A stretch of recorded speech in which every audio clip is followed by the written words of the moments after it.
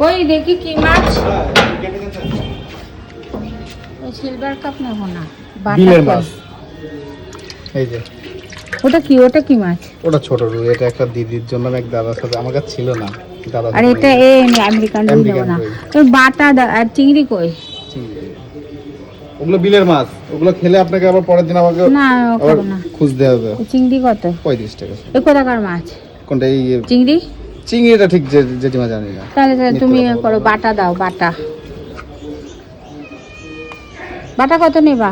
আমি 220 বেচলাম। ওই তো ওই দা, তুমি তো কেটেও দিবা না, আমার এখন কাটতে হবে আবার।